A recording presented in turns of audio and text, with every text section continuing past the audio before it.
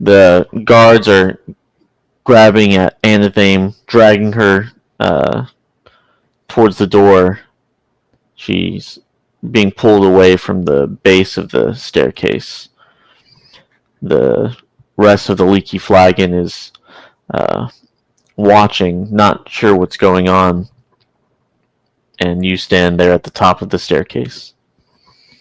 I've already performed some hand symbols, possibly recognizable as a spell that Kara used to cast, and I feel strengthened. And I rush down the stairs and try to burst through the guards to get to Anathame. Roll Brawn. Success 47. There was only one guard standing in your way, and he's knocked to the side into the wall. The other two guards not able to react as you're coming down. They just look at you in amazed horror. I just charge on through, trying to get between these two that are holding Kara so that I can grab her. The two of them are trying to hold on to Anathame. Roll Brawn at hard, since there's two of them. Let's see. That's a... Give me 1 second.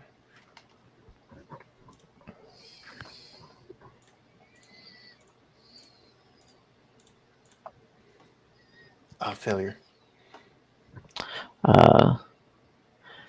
They failed as well, so you're not able to get in between them, but she slips from their grasp.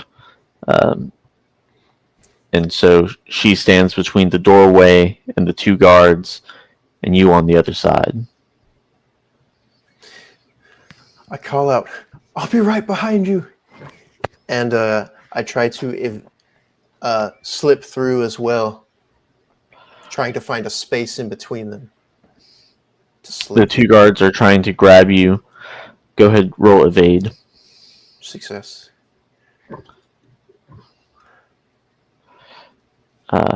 They also succeeded. They're just as you slip through, they're able to grab the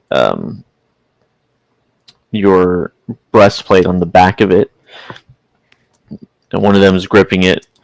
And Anathame comes in trying to kick them off.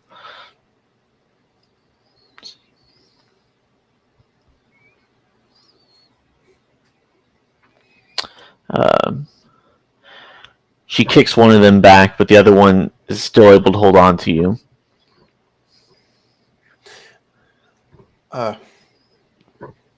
I back up and slam him against the wall behind my back. Go ahead, roll unarmed. Or brawn. Success. I bash him against it, and then causing his hand to let go of my armor, and I start down towards the bottom of the stairs. Anathame is at the doorway trying to open it, but it's locked.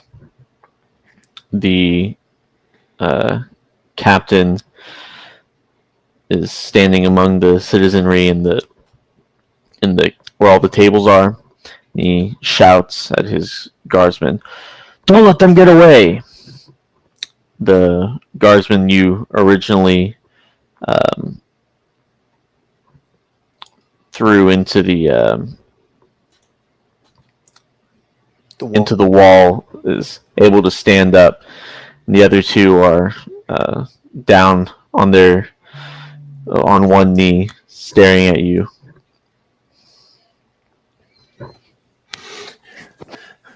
I rush after Anathame, knocking over tables as I go through, and draw my short sword as I'm going after her.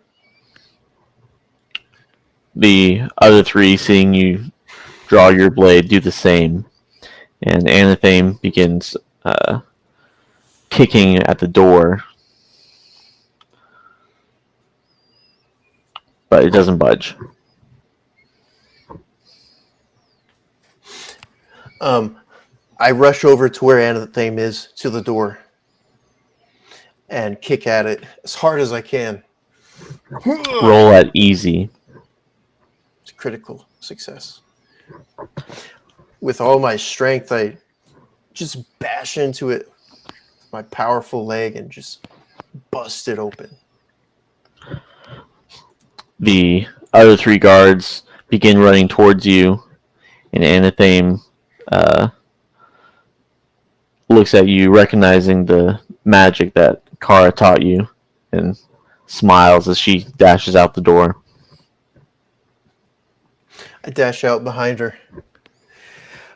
I look around and stow my blade and say, "No time to waste. Let's get out of here." The three men run out the door as well. Anathame says, "You're right. Let's run into the city." I look for the most crowded spot and just run in, trying to kind of knocking people over as I go through. Yeah, on the way to the city, the market stalls on the ports, always crowded no matter the time of day, especially with all the immigrants from Meeros. Roll evade at easy. Success. The guardsmen try to chase after you, but there's no way for them to keep track of you in the crowd. I look back. I think we've lost him for now, and I'm just running and running and pushing people as I go through. Anathame follows. She yells at you. Is there somewhere in this city we can hide? I look around. I remember where there was kind of a barn on the near one of the gates. We could run in there, and I'm running as I try to remember where it was. Anathame runs beside you, catching up. Says, "Yeah, let's leave the city. If the barn's there, we'll stay there. Otherwise, we'll figure it out." I'm just running until I get there. I remember it's on the western wall somewhere. At the western gate, the guardsmen have gone to sleep. There's some that are watching, but they're occupied with the immigrants or the refugees, and it's rather easy to slip through. I'm sweating and panting. I slow down. Okay, I haven't seen them in a long time. I'm sure they're gone now. Anathame out of breath as well. Whew. Thanks for breaking that door down back there. It's all thanks to your sister. Her spell empowered me. Wiping sweat, feeling slightly winded. I say there's insignia on our armor that we need to get rid of or cover up or something. And I'm walking towards the gate amongst all the immigrants. She's walking with you, and she looks at the guards, lets out a wry chuckle. I don't envy them. They look like they have their hands full. Indeed. I don't think they'll check us in these uniforms. Hopefully not. And I walk through, hoping not to get interrupted. She walks through confidently as well, and uh, she makes it through the checkpoint no problem. I make it to the outside, go to the side and lean on the wall for a second. I look to Anathame.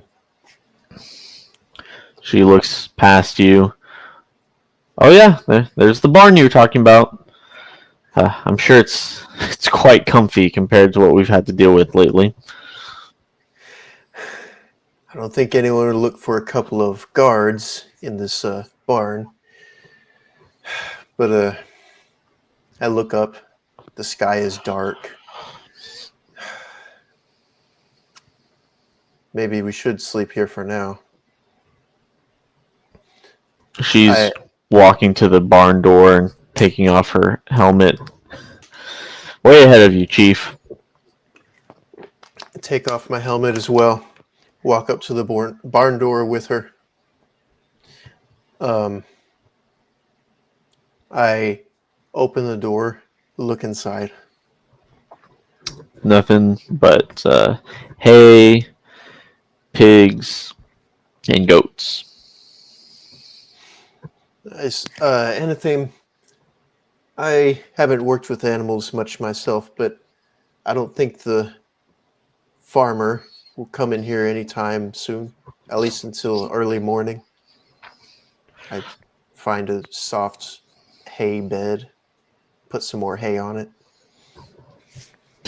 Anything walks to a hay pile and says, "Yeah, I mean, even if they did, what are they going to say to two guards in their barn? Let's get some rest." And she just keeps her armor on, but puts her helmet to the side and lays down.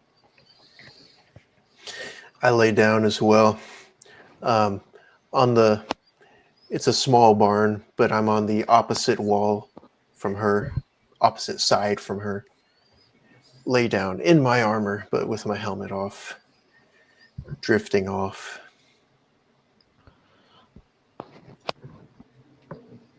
In the morning, the sun shines through the wooden slats of the barn.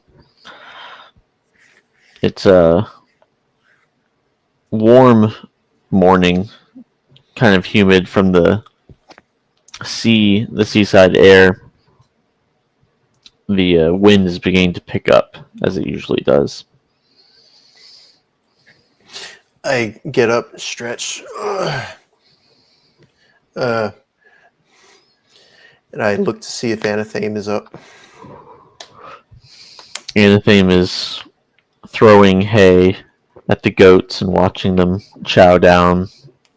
She turns to you. You ready to head out for the day? I say, "You don't have a mirror, do you?"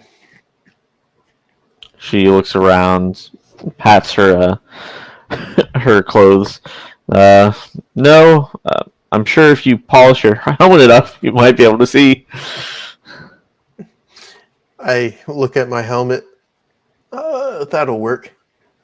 Take out my sword and start scraping slowly. Anathame stands up and puts her helmet on. We better get moving if we're going to make some good leeway towards the swamps. Put my sword back, put my helmet on. All right. Thanks for waiting for me. I look around for the door, open it, begin my day. Anathame walks beside you along the cobblestone road, the city at her back. How's your foot treating you, Lucius? It's all right. I test a few steps on it. Better already, but I don't know if it'll ever be good. I'm walking along the cobblestone path, fine enough. The city shrinks behind you along the way. The road leading to the swamp slowly losing its cobblestones and becoming a dirt path. And the air becoming more and more humid and muggy. Eventually, the swamp comes into view. Anthony looks at it. I can't believe we're going in there.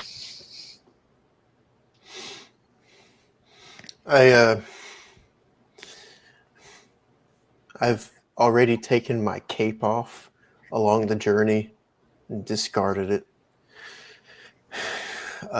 Not needing it anymore. Not wanting to be recognized. I say to her, yeah, well, we have to. And I take that first step into the muck. The mud gives way to your shoe, but it's able to sustain your weight. The trees in the swamp are short, but the canopy is dense. It's impossible to see the sun except for very small glimpses. The air is filled with small insects darting to and fro. Anything also steps into the muck and lets out a ugh. I look around. Well, we need to find this lost Ulthar city. Should be a pretty.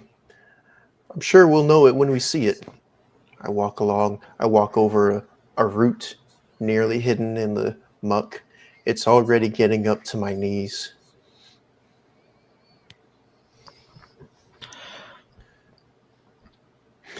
I keep walking on,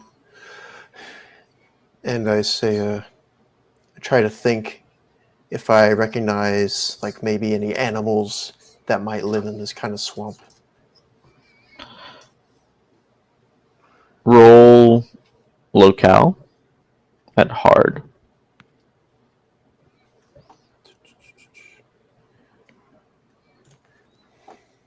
Failure. I say to Anathem, I'm not really sure about this place. I grew up in the city after all. She looks at you and says, "Same, honestly. I've never been this far out except for on the roads.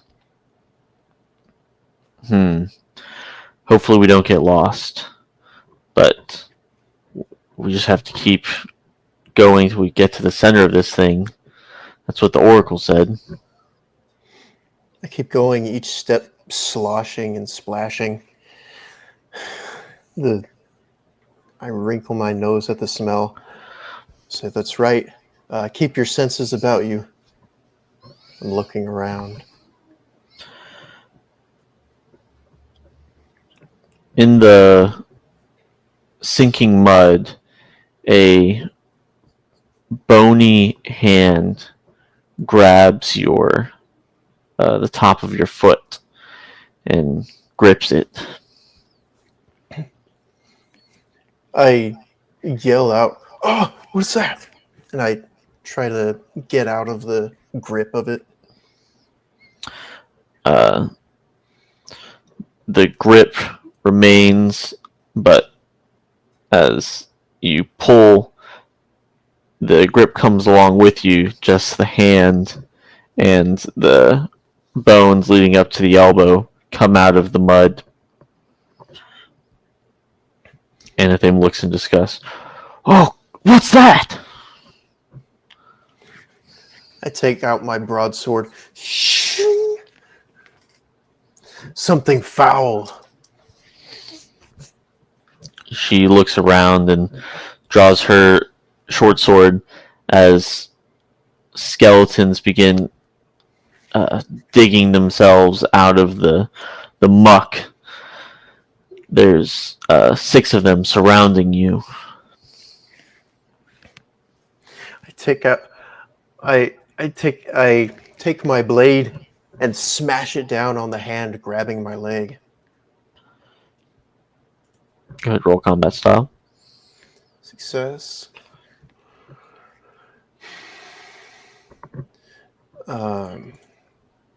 Sorry. That's 9 damage on the hand. The skeletal arm just shatters under your blade, and the skeleton that used to have that arm still tries to claw itself out of the muck, coming towards you. Anathame turns around and backs up back to back with you and raises her shield, covering her chest and the rest of her body. The rest of the skeletons just dig themselves out of the muck until now they can begin to stand. I stomp on the head of the crawling skeleton as I start to run and get some distance between us. Between me and the other skeletons. The skeleton's skull just crumbles under your boot, and Anathame turns around and sees you running and swings her short sword at the nearest skeleton.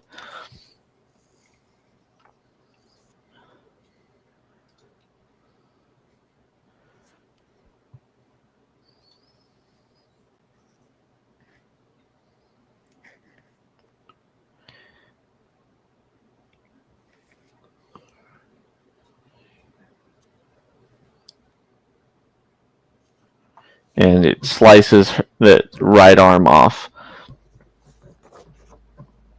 And then the rest of the skeletons finally stand to their feet. I finally stop, looking around, exasperated. We're looking for a cursed place. Well, we found it. I look around for a tree and slosh over to it and start to begin to climb up. Anathame is being surrounded, tries to outmaneuver the skeletons, trying to somehow get away.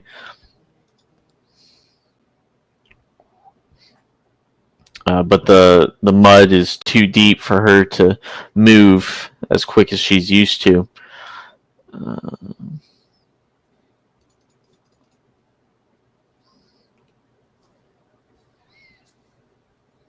Right. The other skeletons begin grabbing onto her. And 3 of them are tugging on her limbs, trying to pull her into the mud. I abandon my climbing, looking back at Anathame.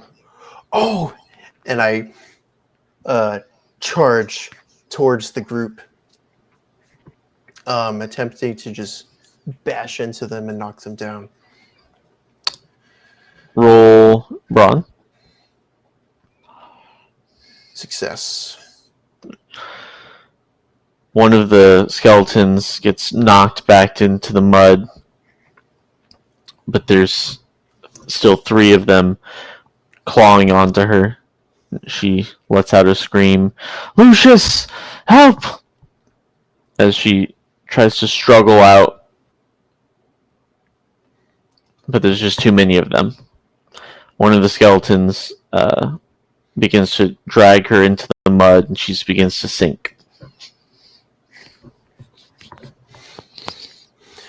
say, "You foul creatures!" And I bring an overhead swing towards one of the skeletons. Success. Towards the chest for 8 points. The skeleton's rib cage shatters as you as your sword glides through it, and the other skeletons just continue to try to pull her under. I bring the sword back up, and in a rage, go for an upwards motion towards one of the other skeletons. This time, a critical success on that one's chest.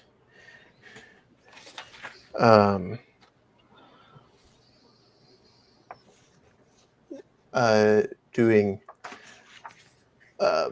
hitting harder than I've ever hit anything before. 12 points of damage to that chest.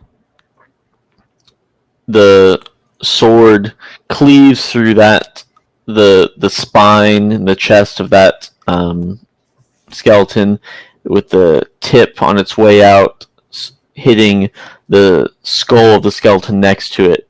Both of them fall into pieces into the mud, with Anathame now able to break their grip. She says, "Let's get out of here." You don't have to tell me twice. And I start going as fast as I can, as fast as this muck will allow me. She follows after you through the muck. The skeletons that were pulling her down are halfway stuck in the mud, unable to give chase. Eventually I stop. I can still see them in the distance, but they're small now. Are you okay, Anathame? She's breathing hard, and her hands on her knees as she's bent over. Yeah, I'm okay. They didn't actually hurt me. I think they were trying to drag me and drown me in the mud. I look at her. I fear that is not anything close to the worst that will be in this swamp. She catches her breath and looks towards you and kind of tilts her head. Look at that. She points past you, and there's a derelict tower in the distance. That must be what we're looking for. Must be, she says, and she begins walking towards it. I still have my sword drawn, and I'm a bit hunched over, walking towards it slowly. She walks and crouches down with her sword and shield drawn as well. She crouches behind a tree, trying to get a look at the building. It's must have been a long time of y'all walking, because the building is illuminated in moonlight. It's sort of a circular wall that's been way beyond repair at this point. There's holes and gaps in it, with a center tower dwarfing everything else in the structure. But there's a smaller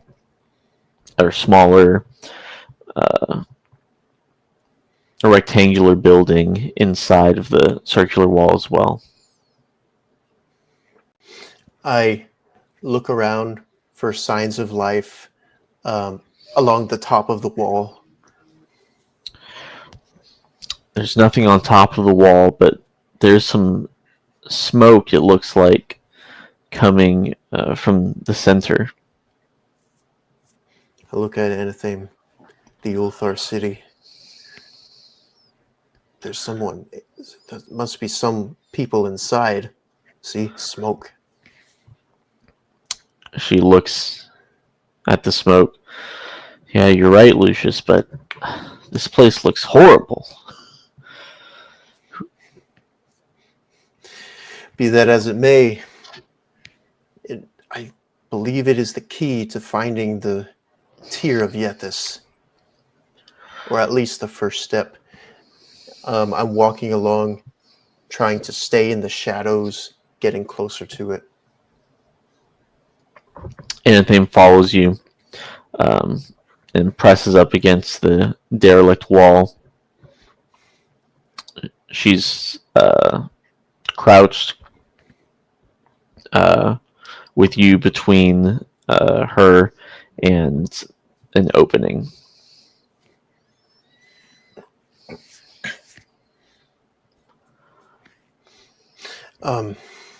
I say to anything, I crouch down to her level.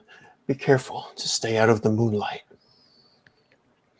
And I look around for the opening. Through the opening, the campfire is in view with two lizard men crouched by it. They have spears and they're in one hand and they're chomping on some sort of meat in the other. Say by Meeros, I've seen all sorts of devils and creatures today. And I look on. I don't suppose these are the kind that can be reasoned with. Anathame crouched at the wall behind you. What do you see? I see two men of sorts, but they're like lizards, disgusting, scaly creatures. They're eating some kind of meat over a fire. My God, I've heard legends of such things. I've heard that they're brutish creatures, but other travelers have said that they are actually civilized in some sense. Maybe we can reason with them. I nod and look to see if there's any weapons on their persons. Other than the spears they wield, doesn't look like there's anything else that they have. I gauge the distance between us.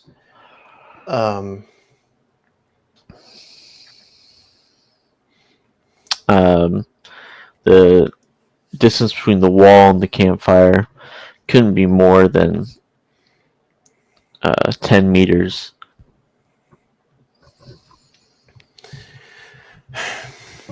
I put my broadsword in its sheath as quietly as I can. I say, let's try to be civil, but keep your hand on your blade. I lead the way in. Anathame sheathes her blade as well and follows your lead. One of the lizard men is chomping down on the meat, while the other one, in between chomps, turns his head in a jerky motion and spots you and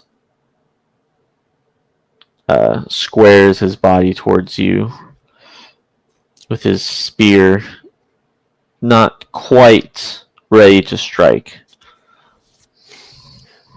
I have my shield in front of me, but I let it down a little bit. It touches the ground, and I lift a hand up.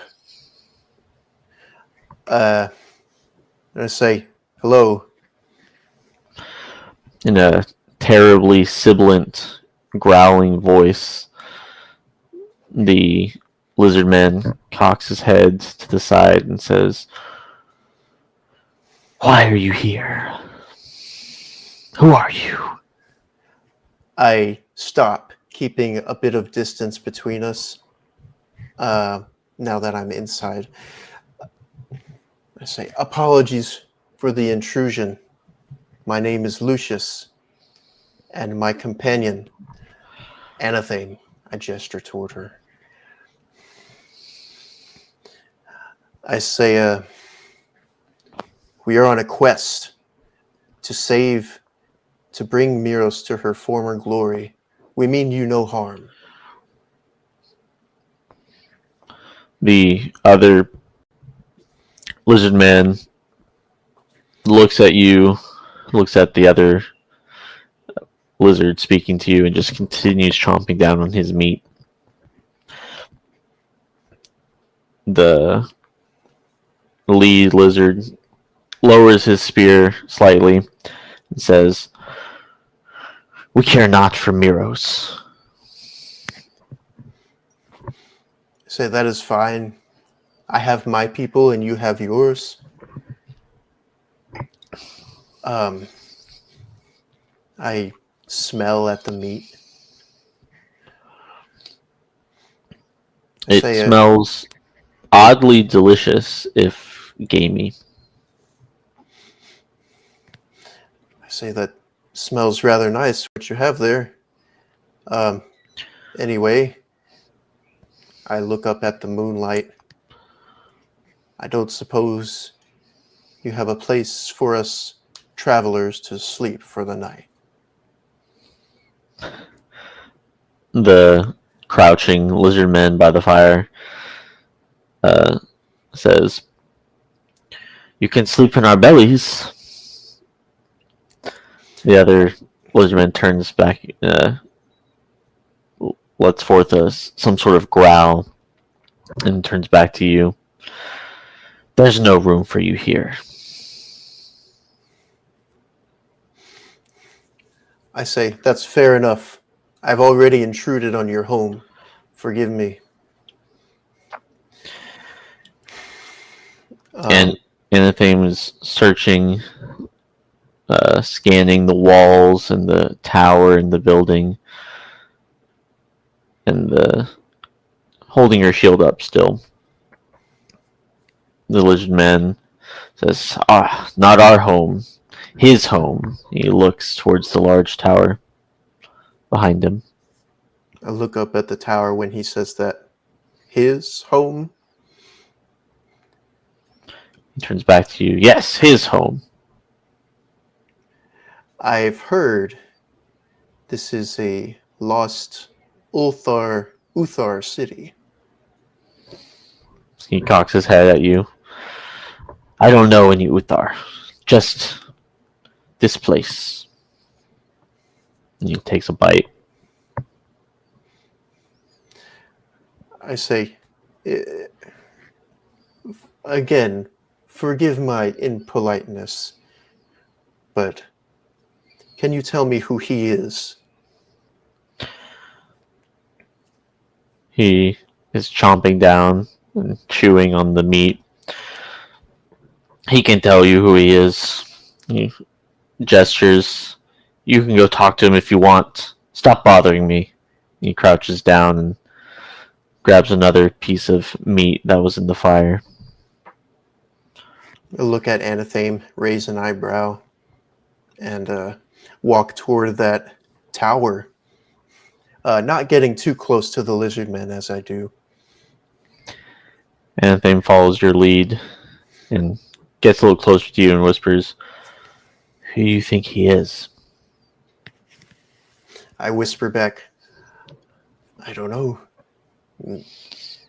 Maybe this city is supposed to be a lost city of scaled sorcerers.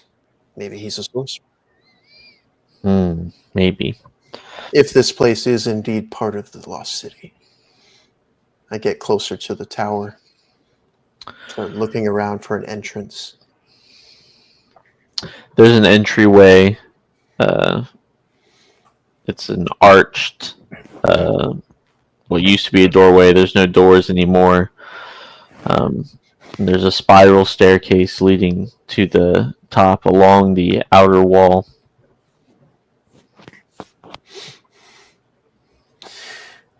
I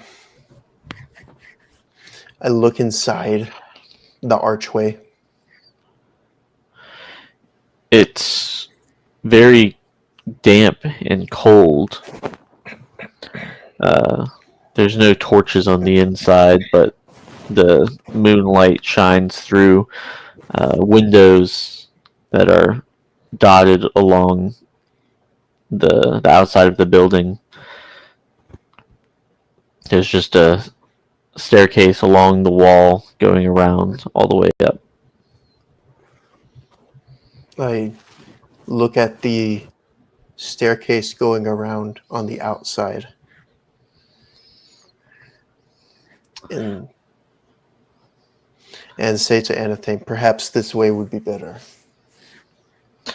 Anything looks, says, well, there's this stairway uh, along the wall, but then she looks on the outside. Um, I guess we could climb the outside, but I think, yeah, the stairway inside would be the best way. I cock my head. Oh, you're right, I misspoke. The stairway on the inside. And I step in, observing my surroundings for a second and walking toward the stairway. Anything kind of shoves herself in front of you and starts walking up the stairs. She looks back.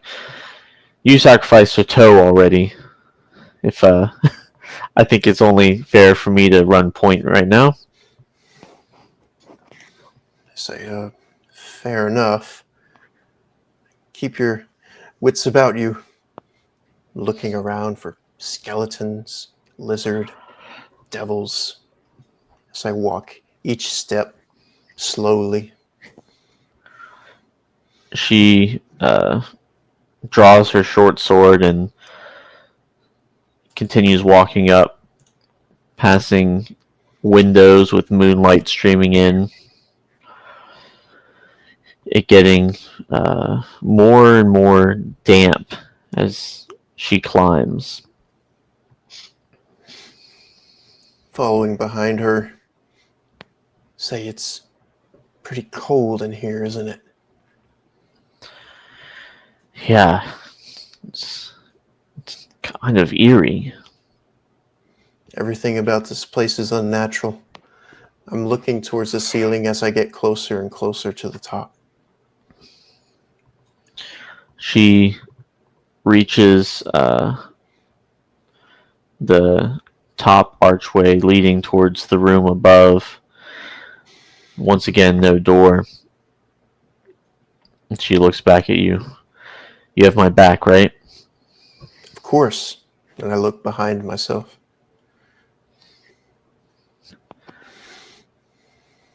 She walks through the doorway and enters a room with a glowing blue hue coming from the center.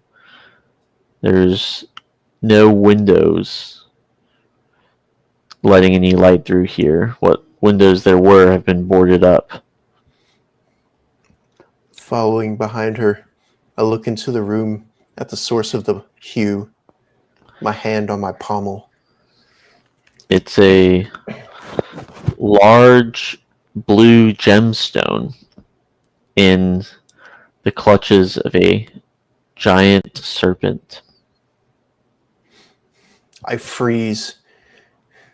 Say to Anathame, this looks like it. The tear. Anything whispering to you, I think it's sleeping. I look closely at it from a distance. I see it breathing slowly, its body going up and down slightly.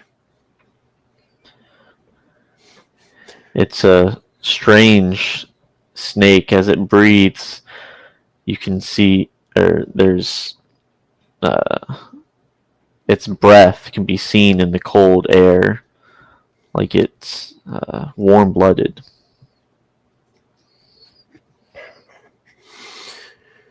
Strange creature. I creep slightly closer, looking around at the rest of the room. The room is barren. Roll stealth.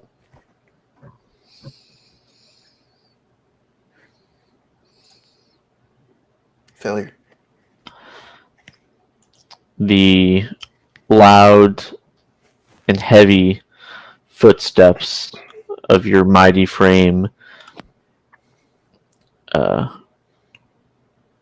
wake the serpent. The eyes open one eyelid, and then a second eyelid over each eye.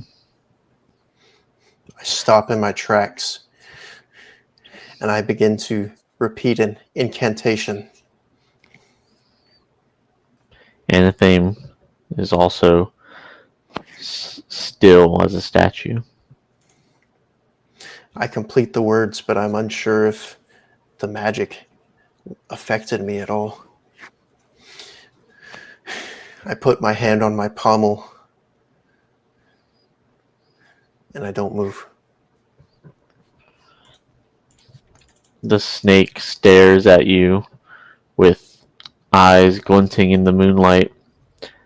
It coils tighter around the gemstone. I bring my sword out. The moonlight reflects off of it as I bring it out.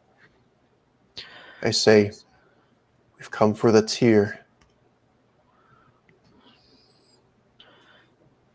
The snake just stares at you. Anathame, it's darting her eyes between you and the snake. What should we do? I gauge the size of this massive creature.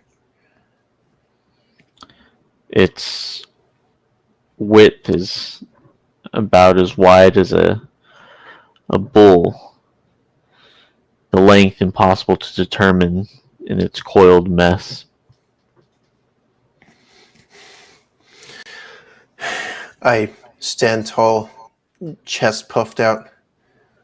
I look to Anathame and look back at the snake. "You heard me, did you not?" Its head lowers slightly. Its tail raises from behind its pile of coiled body, and it begins to shake and rattle. I move back slowly. My eyes dart to the stairwell. Anathame, seeing you retreat slightly, also starts moving back, and the shaking tail ceases.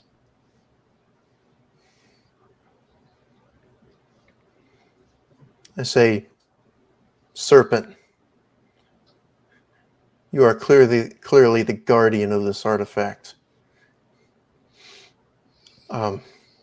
Is there nothing that would make you relinquish your position as guardian? What would you have?"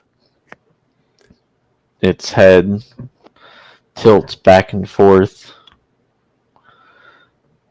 and it breathes a heavy breath. Anathame looks at you. Lucius, I don't think it can talk. It's just a beast. I wonder why that lizard revered it such. Perhaps they worship it. I take out a dagger. My sword is already away. I take out a dagger instead. And I look at the entrance to the stairwell. I don't think it'll fit down there. Anathame agrees. Yeah, I'm not really sure how it got here. A lizard man appears in the doorway to the stairwell, gripping its spear with both hands pointed at you. I have my dagger in my hand. And I bring it up. I say, "What is this?" Lizard grins with a toothy grin and says, "It's lunchtime, don't you know?" And the second lizard man also appears behind him with his spear in hand, pointing towards you. I throw my dagger at the first lizard.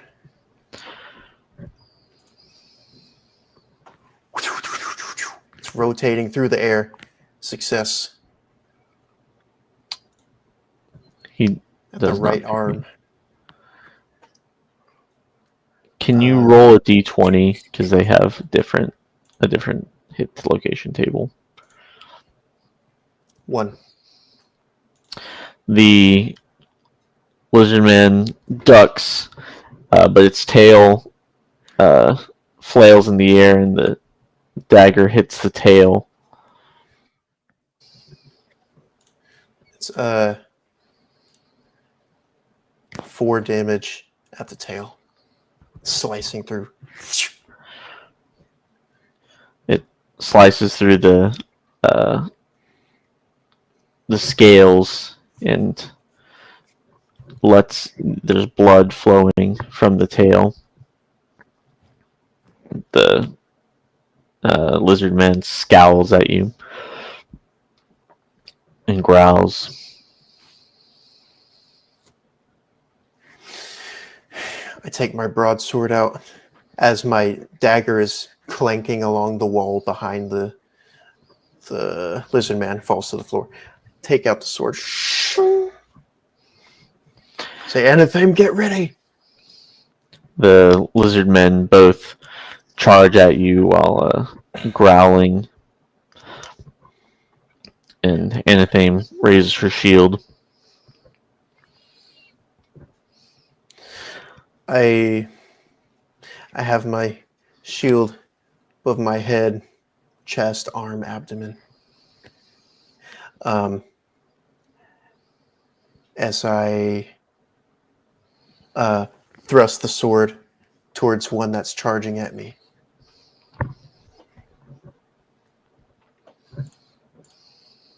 It's a success. 2. The lizard man also succeeds and catches your sword with the spear's haft. Anatheme raises her shield as the other lizard man charges towards her. And she tries to deflect it away, and the spear ricochets off of her shield. I grunt in frustration, bring my sword back, and attack again at the same one. Success to 2.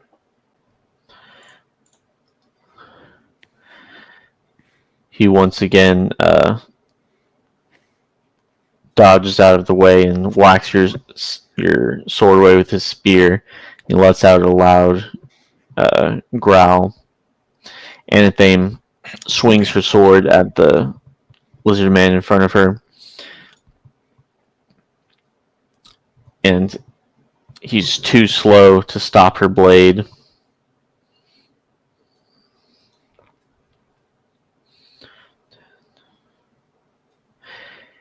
And she impales it into his abdomen. He lets out a loud shriek.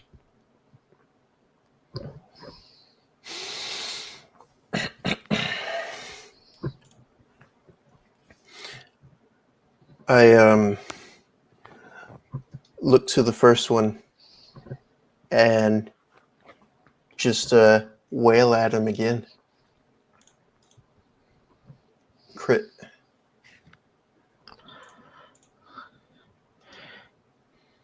Failure. Uh, It's his tail. I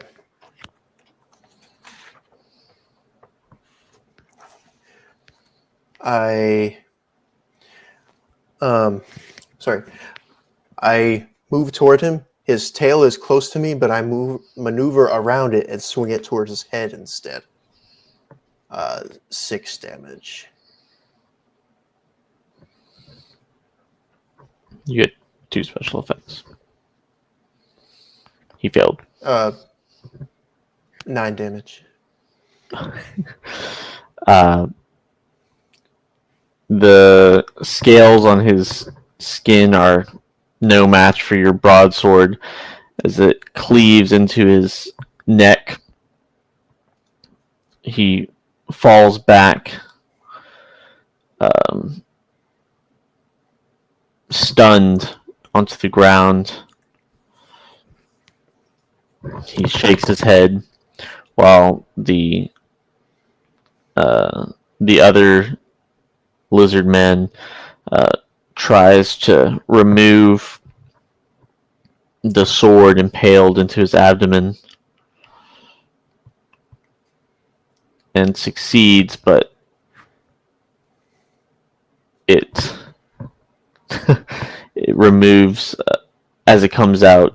Blood becomes gushing out as well, and he kind of staggers backwards. Anathame turns to you and says, "Let's take care of them before she swings."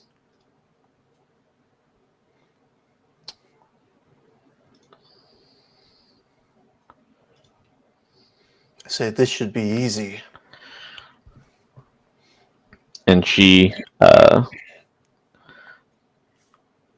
stabs him in the abdomen again, and his entrails are all over the floor.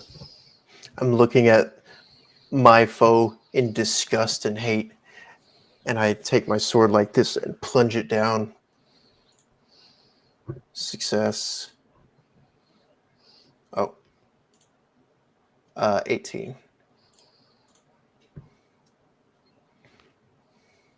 8 damage. His chest is stabbed through, and with the blood gushing from his head and his chest, he's unable to stay conscious as he just goes limp on the floor. I repeatedly stab, finishing the job. Take it out. A streak of blood slings across the brick walls, marking it.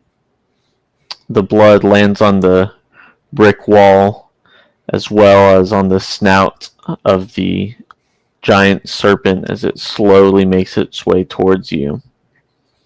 I back up into the stairwell.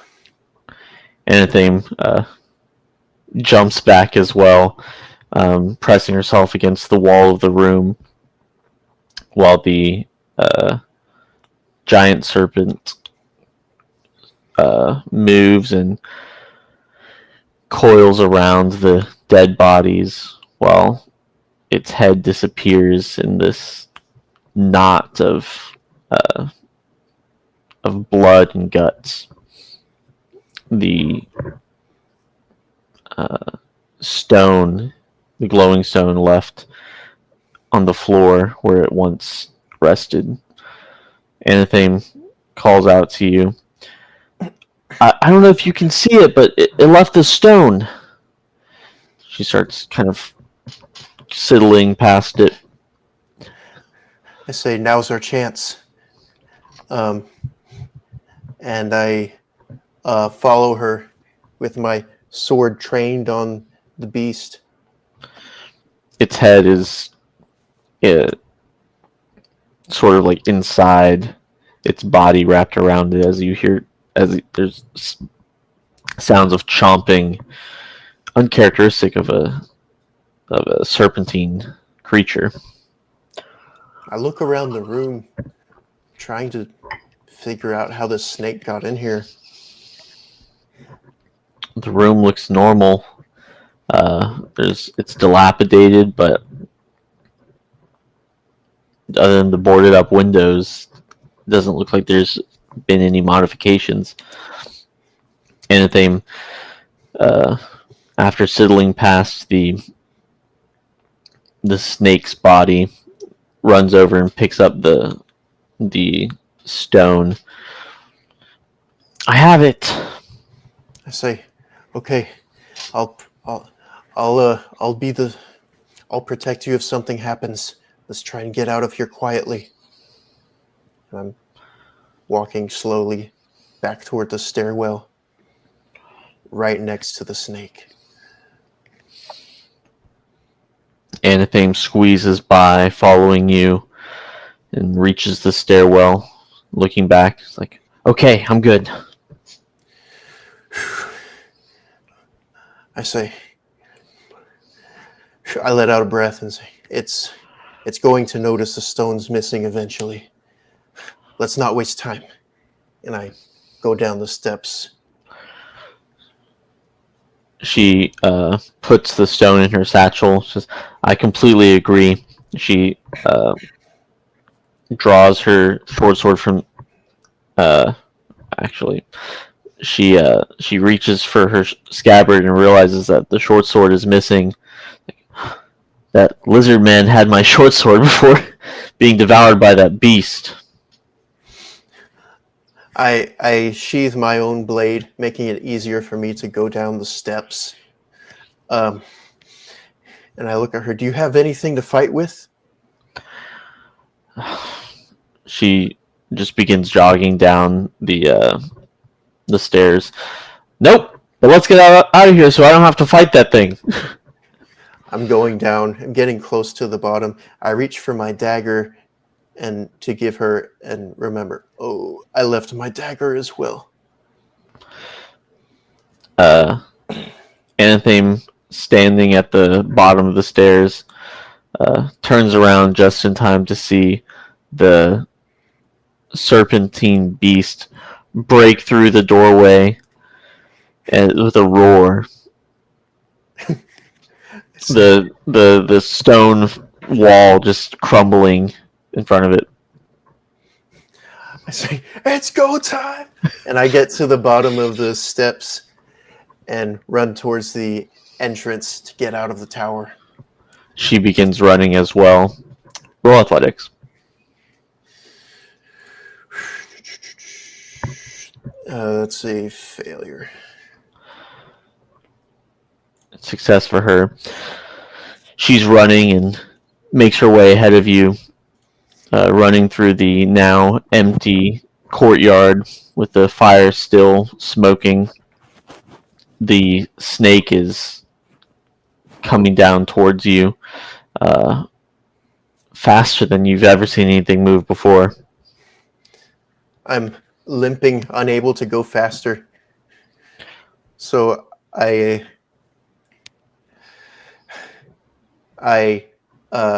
there's some meat roasting over the fire, and I knock it over as I go past, the flames spreading a little bit, and I keep going.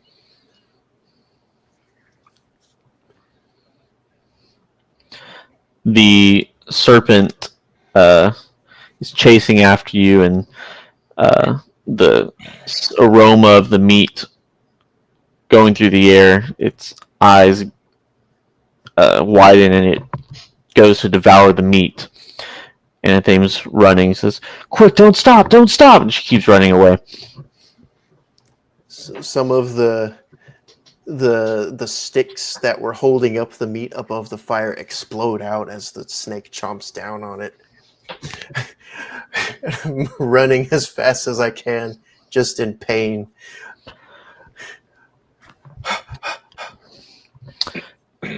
The small portion that was roasting over the fire doesn't distract the beast for long as it turns back towards you and begins chasing you again. Anathame, at one of the trees in the mire, begins to climb it and lets out her hand. Quick, quick!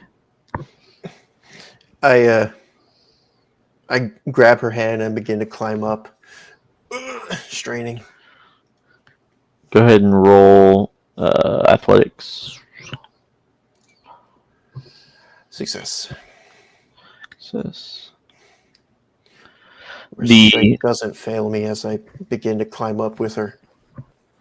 Anything climbs, and the serpent leaves the solid ground around the derelict structure and begins sinking into the mud as it kind of tries to quiver through it.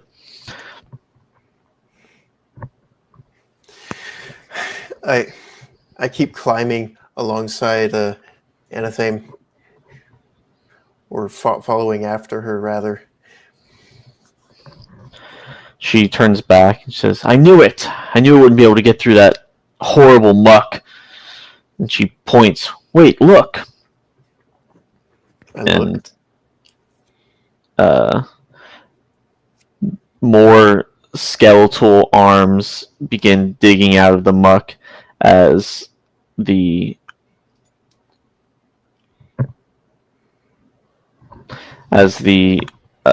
creature tries to wiggle through it. It begins to sort of dig itself out, but a impossible number of skeletons begin grabbing at it.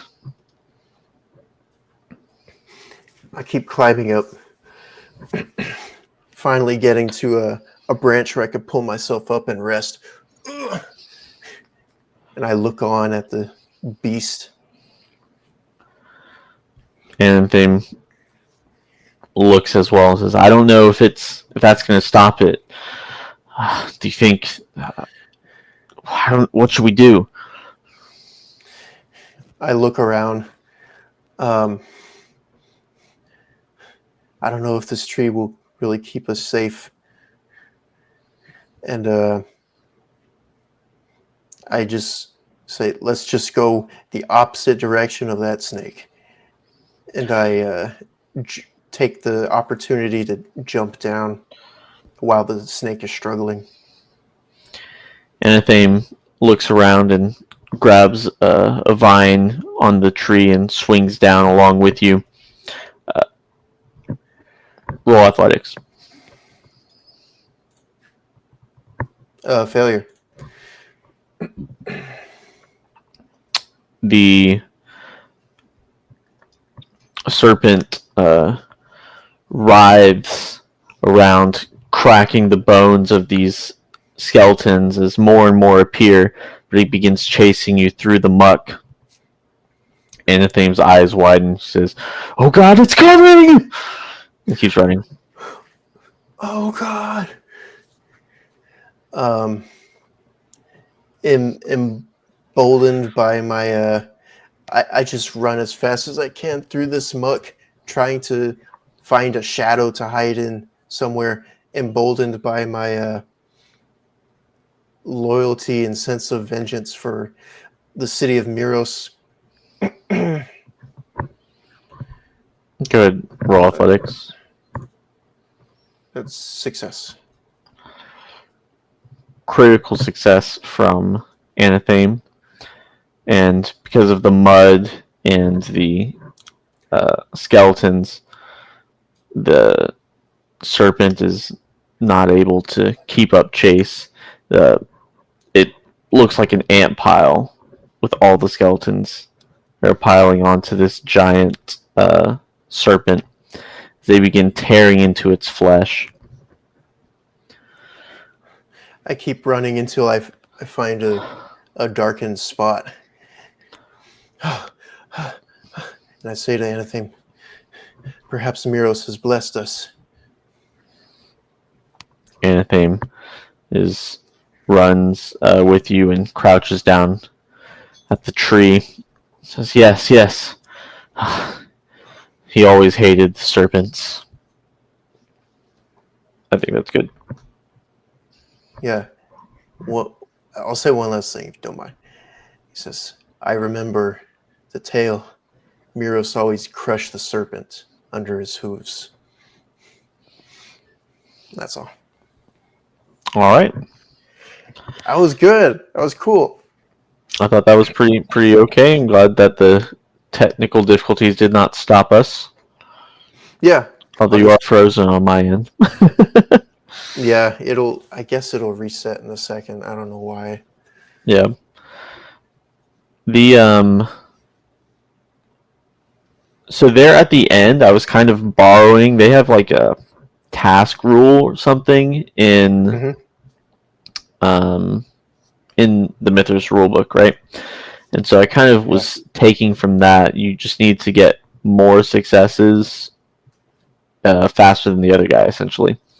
So how did that feel? I know that some of it was just running, and some of it was like other things. I gave you a free success, actually two free successes because of the distraction that you came up with. That was good. Mm-hmm. Because it essentially took two turns. One was it was distracted and went for the meat, and then the other one was eating. So Mm-hmm. That was great. I think that's the way to do it. I didn't even realize you were using task rules. But yeah, I think that's the way to do it. And that's the way to use that kind of distraction, I think. yeah, the deeper it got into the muck and the more skeletons appeared, the higher its difficulty grade got. Oh, okay. Because like I don't know if you've seen those serpents that like dig themselves into the sand. Have you seen that?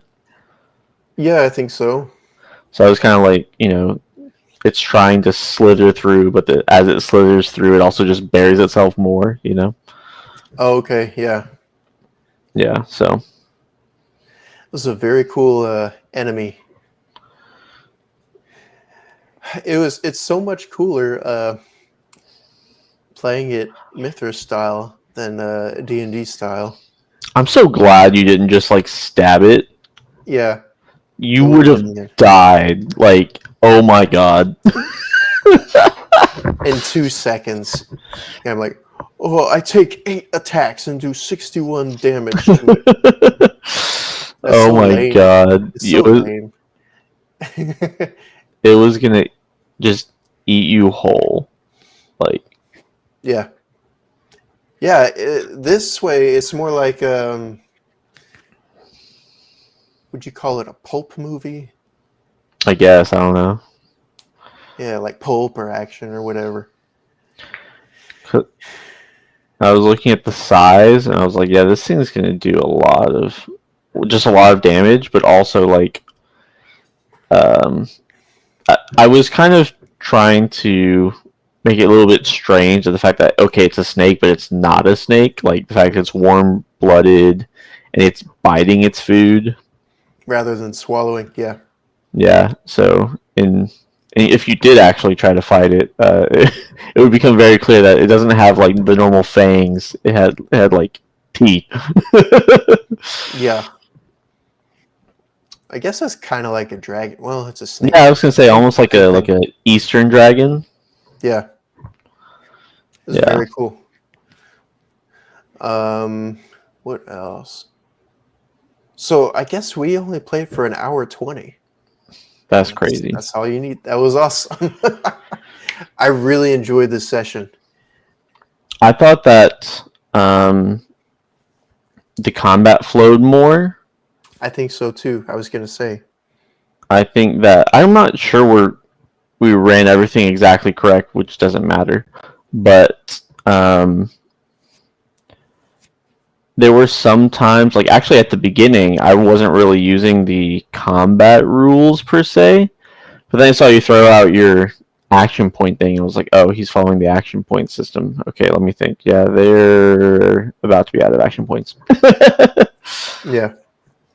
So, yeah, I just went back and counted real quick in my mind, but I think if I was playing in a game with more players, I would actually use the initiative system because if it's just two players, the player and the GM, and then what happens. There was a confusion. It's like, oh, okay. Then it's pretty easy to fix. But if there's like 3 players or 4 players, then it's like, but also, if I was doing initiative, I just had everyone roll at the beginning, Yeah. But I guess just, I don't know if adding initiative makes a difference, if you ask me.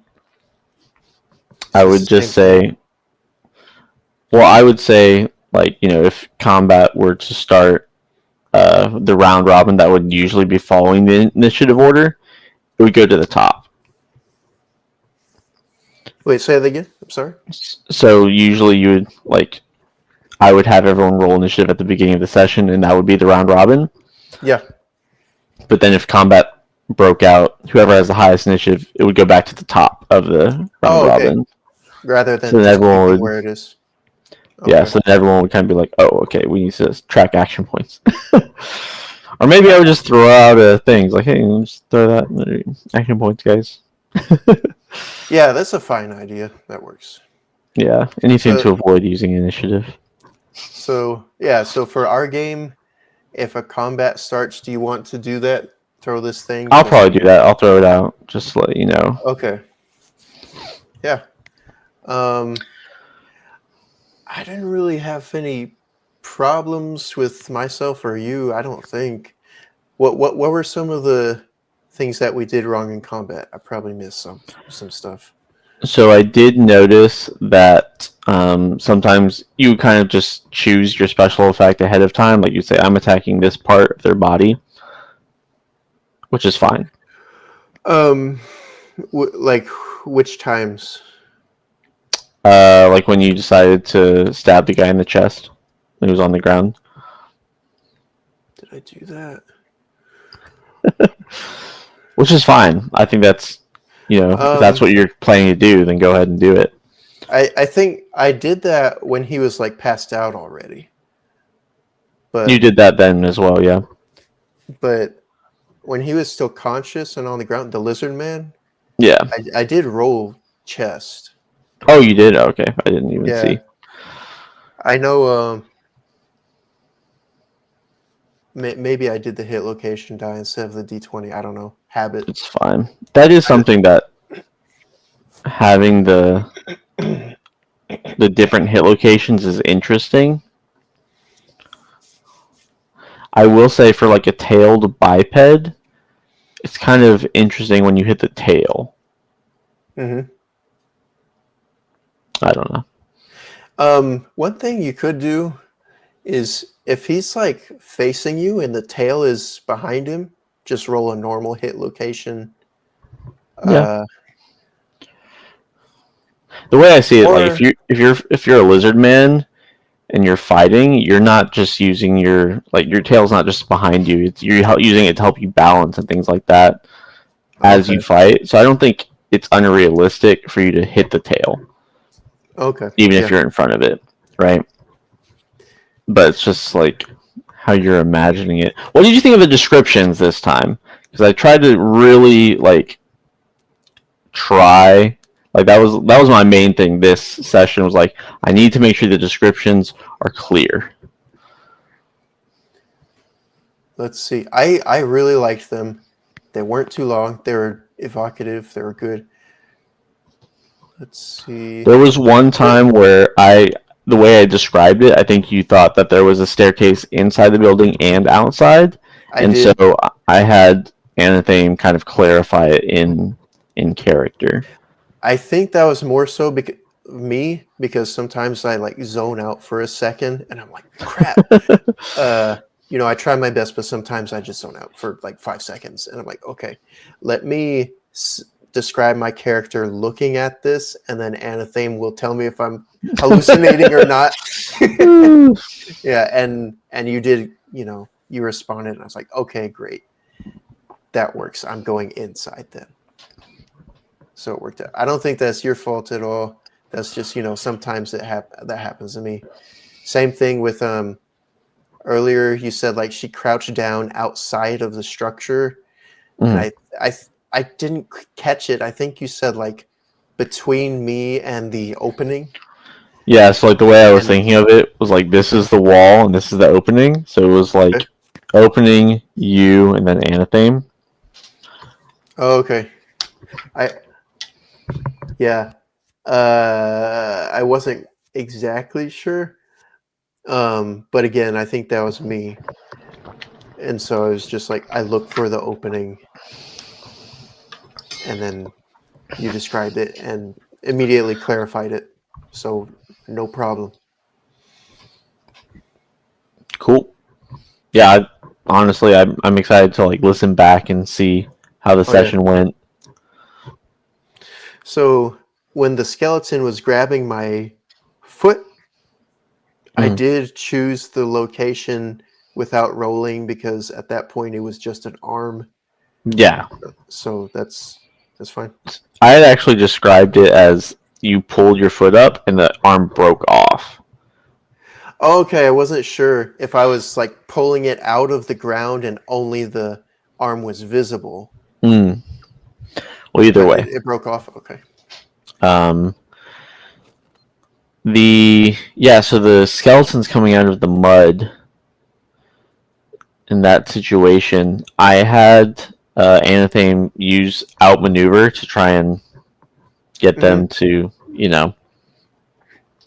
because there's 5 of them, and she actually failed her evasion roll, but the other guys they rolled to oppose her Yeah. evasion attempt, right? And so they were still able to grab her. Did you roll 5 times for that? Because wouldn't you want to just do a I forget what the roll is called, but it's sort of Like a like group roll. yeah, group roll. Yeah, I rolled 5 times, and then after that, I was like, "Well, that was stupid." So then, when I rolled for them to grab her, I just rolled once, and then was like, "Yeah, that's about that ratio." So 3 of them grab her. There you go. That works. Um, it's fun seeing how like how you have plans and then how they change. So my plan was okay. I think she's gonna follow behind me, and then we'll both climb up some trees, Mhm. and maybe they won't be able to climb. Maybe they can, but either way, we'll have an advantage, and we'll just get them from our advantage point. And then Yeah, I'm like, oh, she's overwhelmed. Never mind. Let me go in and do my best. yeah, and that's interesting because she had a plan that y'all were getting surrounded, so she got back to back with you to fight, and then when you ran away, she didn't notice because she was fending off skeletons. Oh, okay. I didn't imagine us back to back, just like next to each other. You do space out a lot. I'm I pretty sure do. I specifically said that.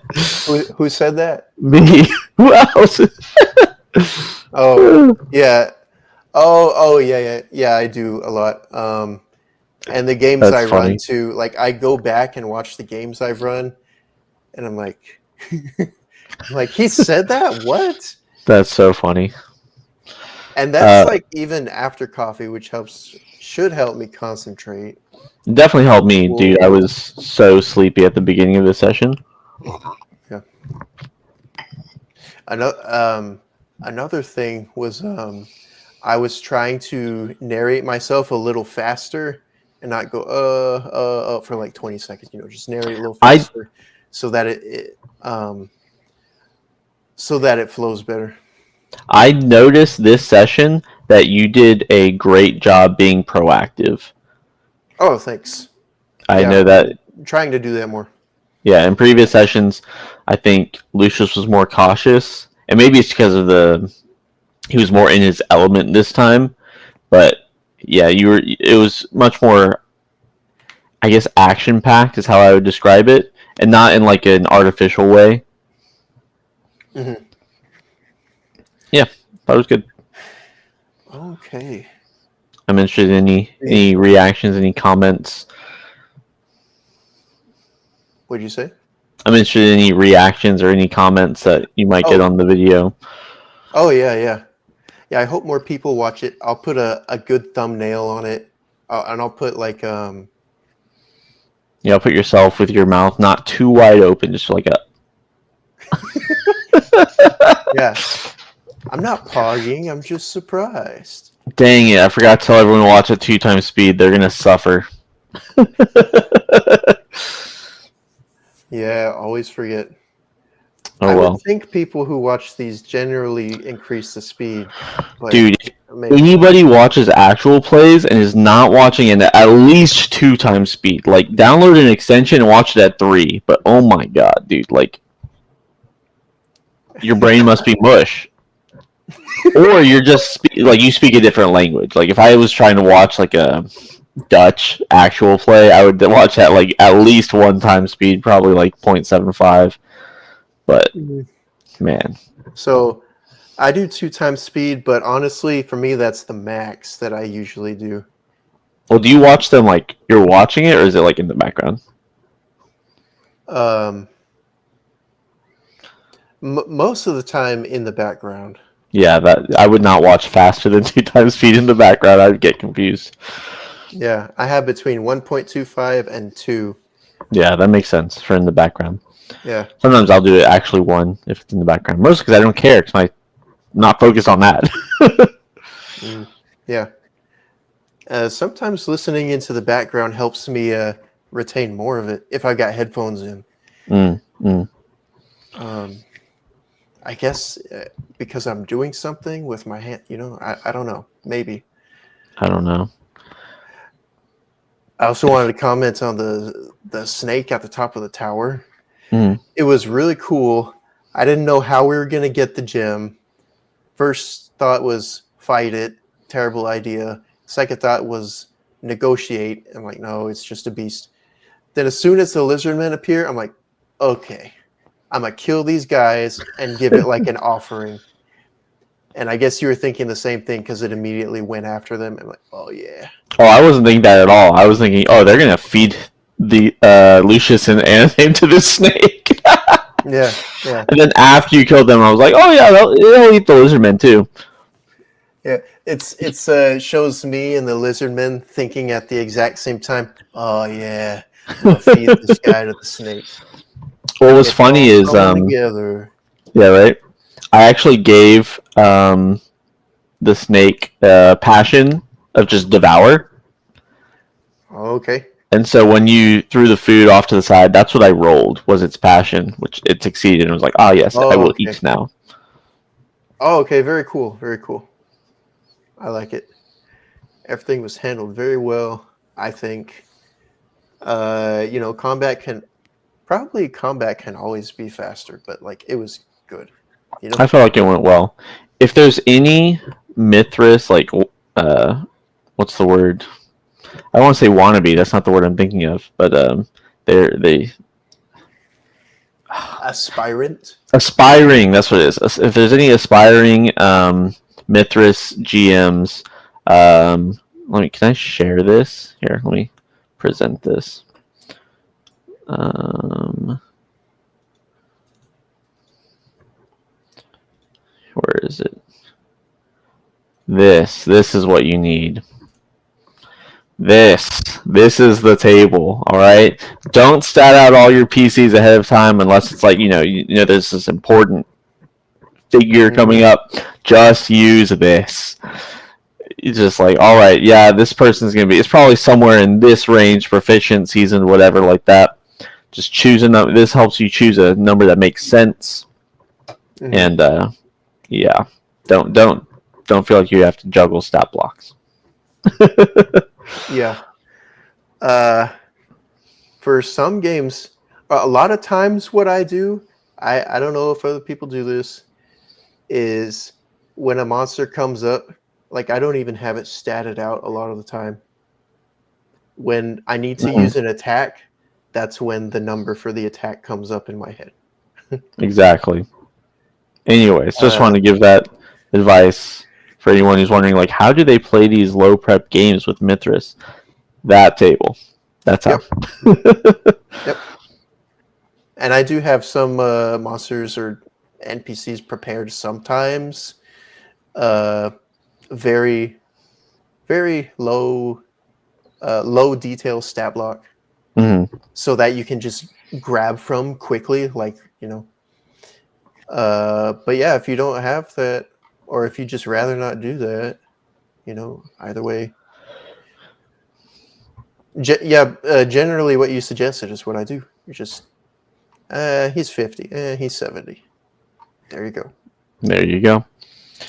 Mythras Anyways, is not as hard as people say it is. Not it's at all. really not. I like it so much more than Call of Cthulhu. And Yeah. fight me on it. It's because of the hit locations. The hit locations are so much better. Yeah, last time I was playing Call of Cthulhu, I'm like, you'd think this game would have hit locations. Because when you lose your hand, that's horrifying. Yeah, right.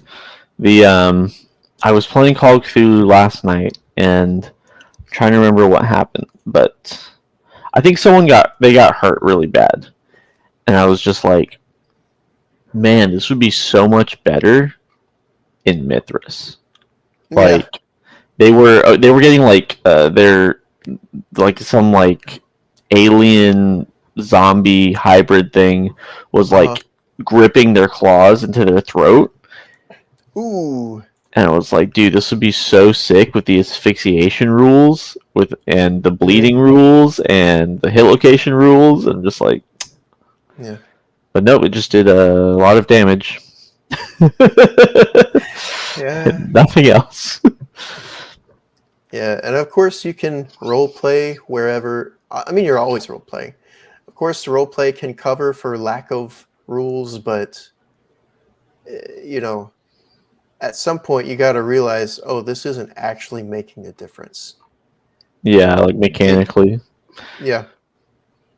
Although I really like, and it happened in this game as well. I really like paying attention to like your equipment, like what you can feasibly carry and where it's at.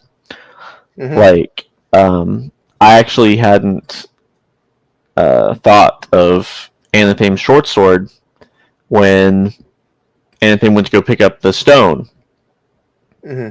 Like, if she still has her short sword, she would have had to sheath it or something, right, to pick up the Yeah. stone.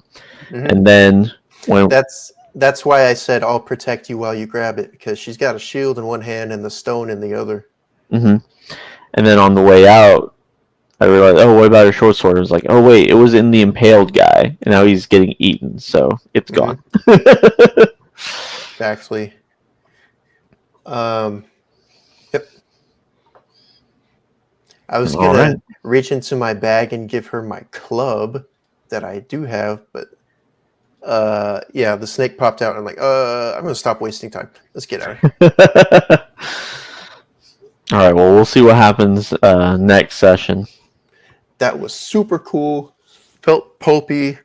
Felt more or less like Conan. I know I always autistically talk about Conan, but Me never having uh, read or watched anything Conan.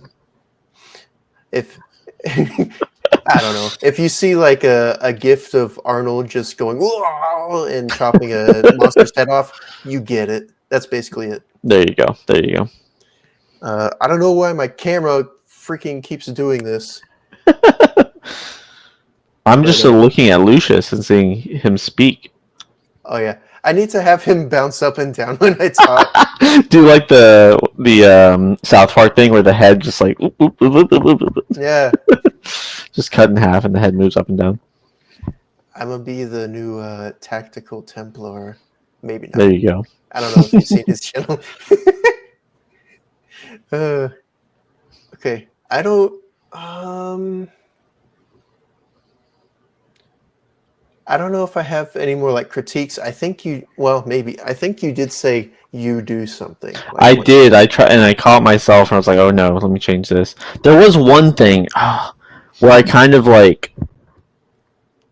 Oh, it was when you went to the wall. You were like saying you were going up to the wall, but Mhm. you didn't like specifically say like what you were doing. Yeah, I, like placed you at the wall where it was like the opening, and then you, and then Anathame, which I realized afterwards. I was like, huh. But I was trying to place Anathame, but I realized I had placed you too. Oh, yeah, because you said she's here next to you.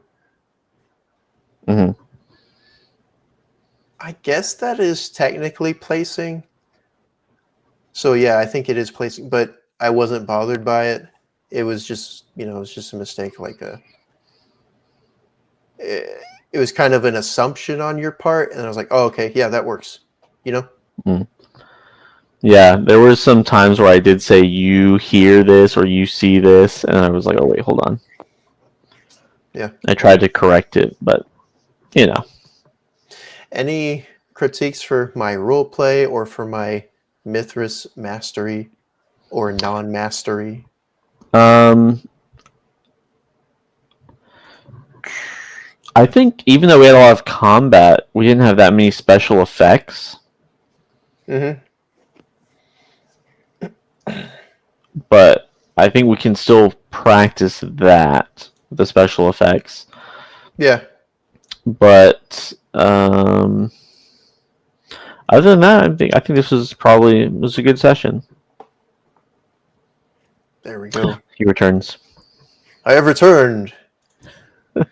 Yeah. The only other critique I can think for myself is sometimes my voice gets softer as the game goes on. I try to speak up, sound better. I noticed you have a gaming voice. Have a gaming voice, like I'm Yes. trying to sound like Lucius or something. I don't know. This is your role playing voice. Yeah. There was one thing when I was describing how the lizard man sounded, I was gonna do a voice, and I was like, I don't want to do a voice. So I like halfway did a voice, but I just let the description stand and hoped you remembered it.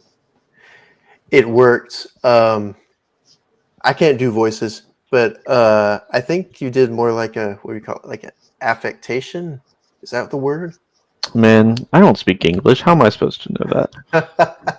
Like you're not necessarily doing a voice, but you're changing the way your voice Yeah, voices, the way your voice voices, the which is way it sounds different, but it's obviously not like, oh, this is how they sound. yeah. And that came across to me. I got that immediately because I imagine less of the brutish, more of the sniveling, slinky kind of lizard man. Yeah. Mm-hmm. See, it came across. There you go. What is this? Well, would you like to end the recording and partake in some slop consumption? Absolutely. We'll not let anyone know what that means. Nope. All right. This Bye. is exclusive slop consumption. Anyone who watched, thank you. Enjoy. Peace out. Adept is frozen again. Maybe you won't realize it from watching, but we both froze like 5 times. But I cut those out. Anyway, everyone, have a blessed night. Stay cool. Stay role playing always. Bye.